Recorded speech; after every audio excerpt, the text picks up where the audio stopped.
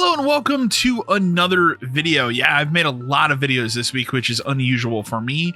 Honestly, the video I made the other day was super not planned.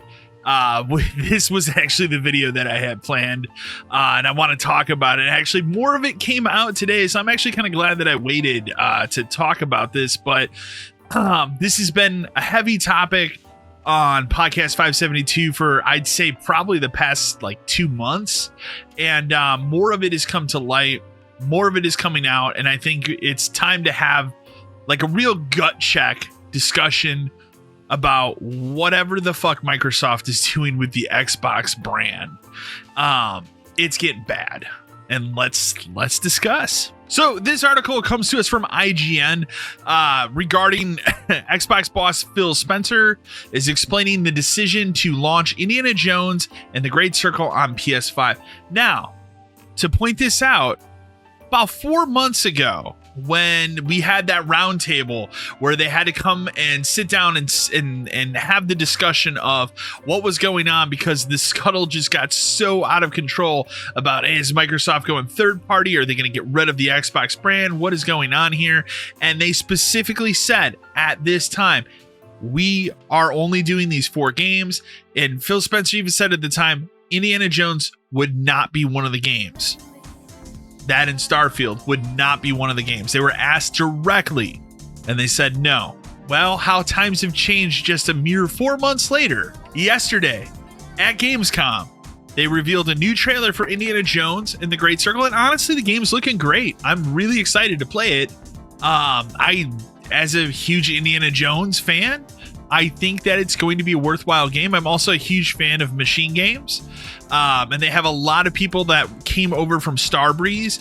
And the one thing that the game really has me intrigued is that it's really looking kind of like the Riddick game from the early to mid 2000s. And you can see that influence because you have the ex-Starbreeze people that work at machine games. Game's looking fantastic. So nothing wrong with the game, but Phil Spencer is talking out of 2 sides of his mouth here, and it's time to hold this man accountable, in my opinion.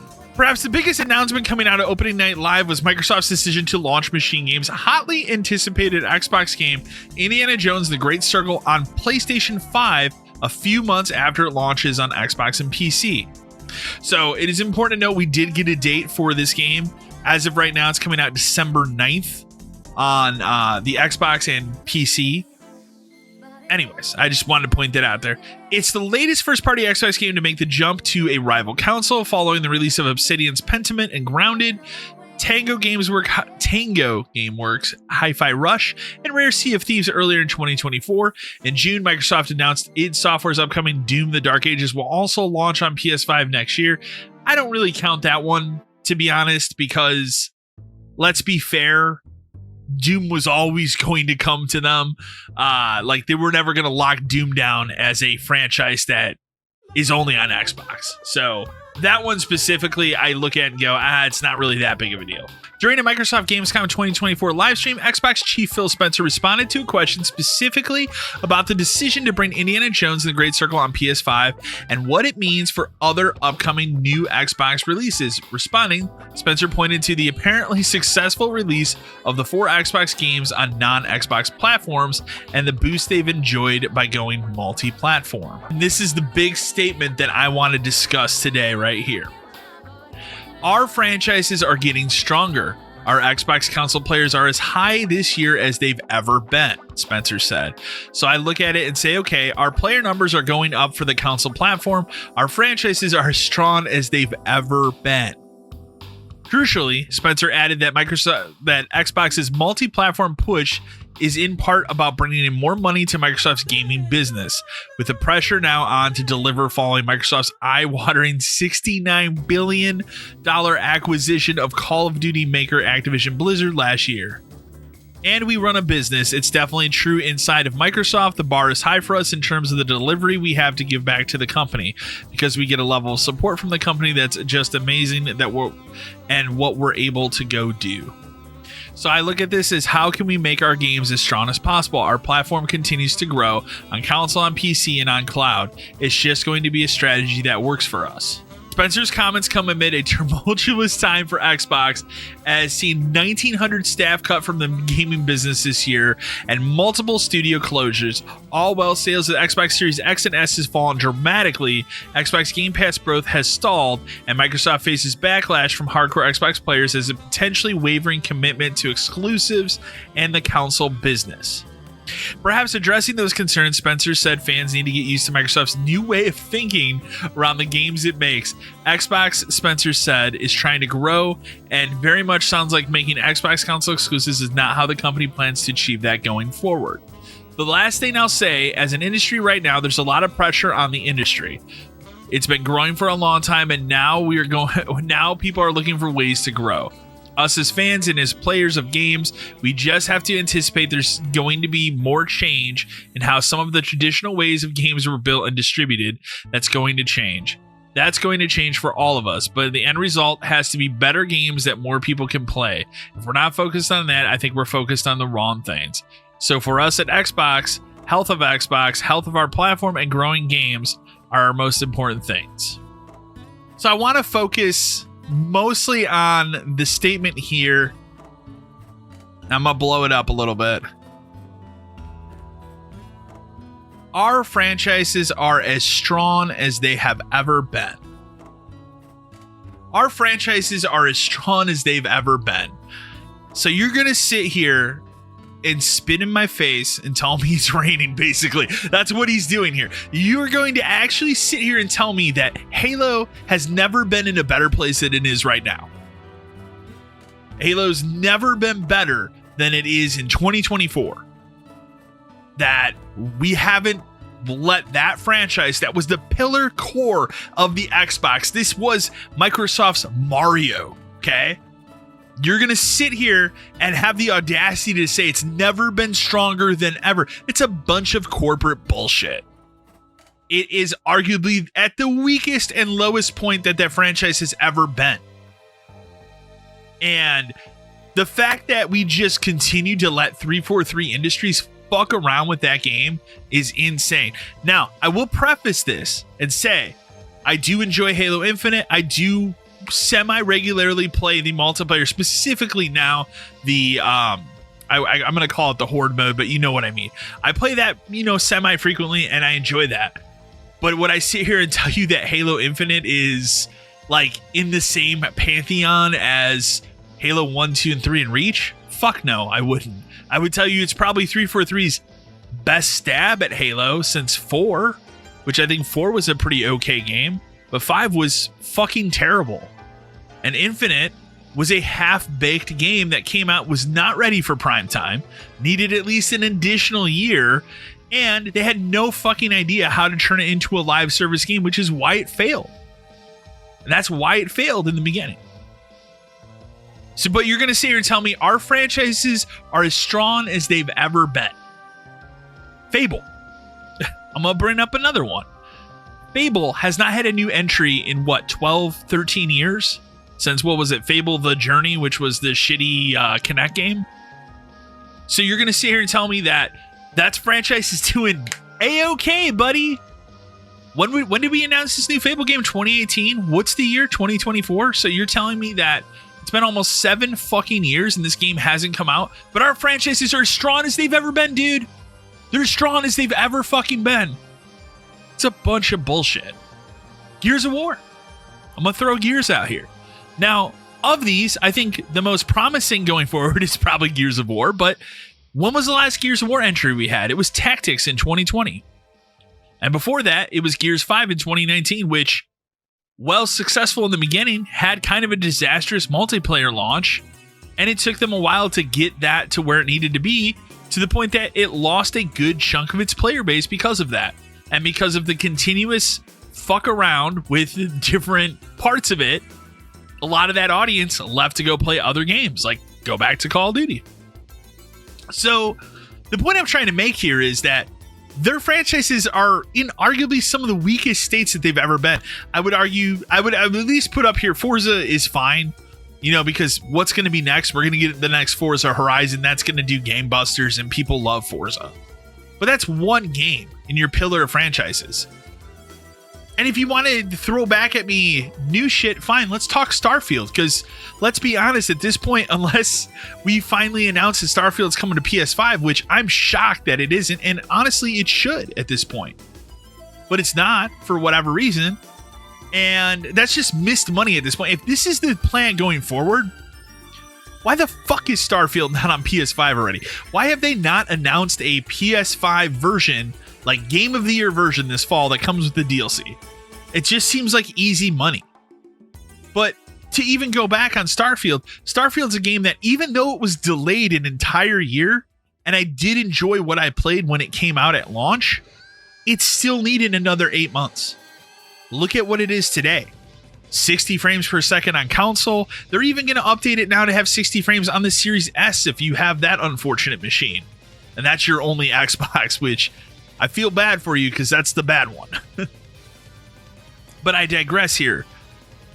Our franchises are as strong as they've ever been. They're not as strong as they've ever been. They're in their weakest fucking state. So that's lie number one. And then we have to throw out there, and we run a business. That's the key point here. The whole key point of why these strategies are changing, it has nothing to do with making games better, making the industry better. The industry is changing. If the industry is changing so fucking much, why isn't Sony doing the same thing? Okay, why isn't Sony porting their games over to the Xbox?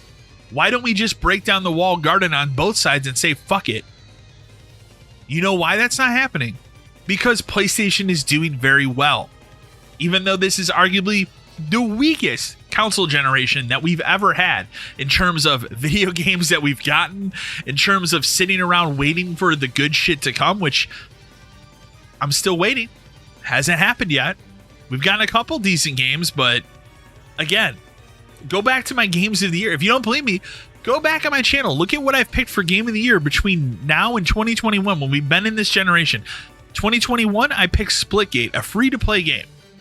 2022, I picked Vampire Survivors, a $5 basically mobile game that has more motherfucking content in it than I would argue any release that came out that year, and they're still fucking updating it. And then last year, Alan Wake 2. The only actual AAA big budget $70 at this point game that I've put on my list as a game of the year this generation has been Alan Wake 2. Think about that shit, man. So one game in this generation, I could sit down and say, this was the fucking game. And even that, it's a niche title. It's not for everybody. And I understand that. So this idea that the industry needs to change, it's a bunch of horseshit.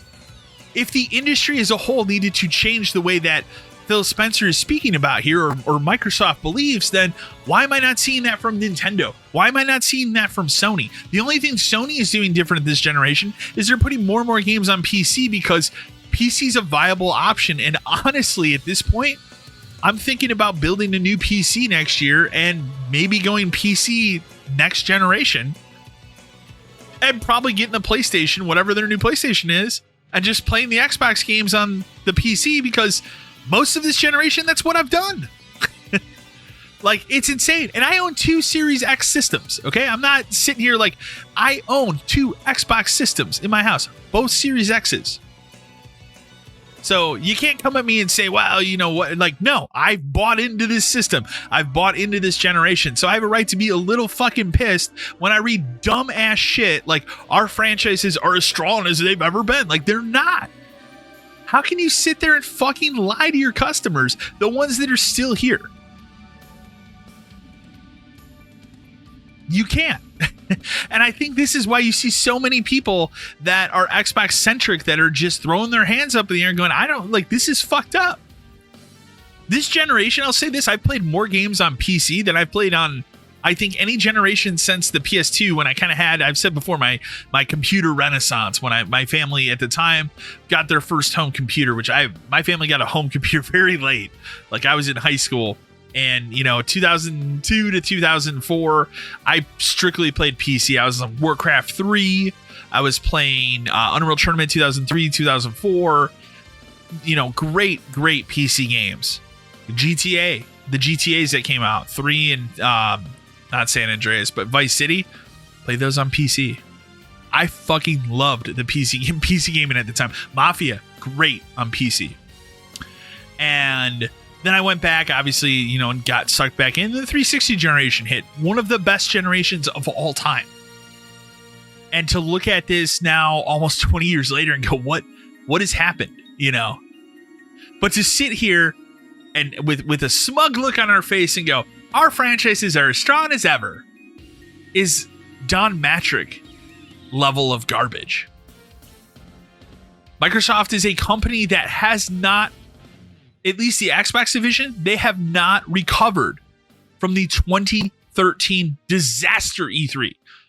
Don Matrick came out and basically took a shotgun blast to the fucking brand and said, it's over, you're welcome, and handed the mic to Sony. And it's been like this ever since. They've never been able to claw back fully. It's been years of empty promises. Oh, the games are coming, guys. Oh, next year we're buying this studio. We bought that studio. Oh, we're going to put all this money. Now we own Bethesda. And oh, fuck, we're gonna get Call of Duty. Oh, shit, we spent too much money. What do we do? Multi-platform. Because that's all they can do. Because the higher ups at Microsoft are looking at this division and going, why did we agree to let them pay $70 billion fucking dollars to buy a company to lock games down for one platform that isn't selling? Let's be clear. It's not selling. It's right in the article. If you don't believe me, it's literally right in the article.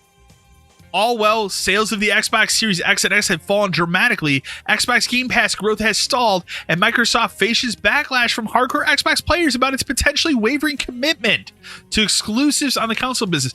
People have a right to be fucking pissed off about this. And I think it's time now, after what? It's been 10 years this year since Phil Spencer took over. I think it's time to hold him accountable finally. Be like, what's with some of these dumb fucking decisions? What's with talking out of two sides of your mouth? Because you told us 4 months ago, oh, we're not going to make these games exclusive. And then 4 months later, oh, well, we need money. What is happening at this brand? It's fucking insanity. I'm going to love to know in the comments below, what do you guys think about this? What are you guys doing going forward in the future? Are you going to hang here? Are you going to go just buy more games on PlayStation? Are you just going to stick with PC? I mean, I'll be honest for myself. Like, we talked about this a lot on the podcast this generation, but I switched to buying pretty much any game that I want physically for PS5 because it doesn't seem like it's worth collecting Xbox games anymore for at least this generation. Because what's the next generation going to be for Xbox? It's probably going to be discless. So, you know, I've done that. I've played more games this generation on PC than anything else, which is fucking crazy. But I've also used the PS5 more, and I don't like the PS5 is fine. We also have the ability to just use Discord on everything, and that's what I use now. Like, I haven't used Xbox Live Chat or PlayStation PSN Chat in forever because I just use Discord. And I think most of us do now. So, but I'd love to know in the comments below anyways, what do you guys think about this? Remember to keep it civil. Remember to like, share, and subscribe to the channel. And till next time.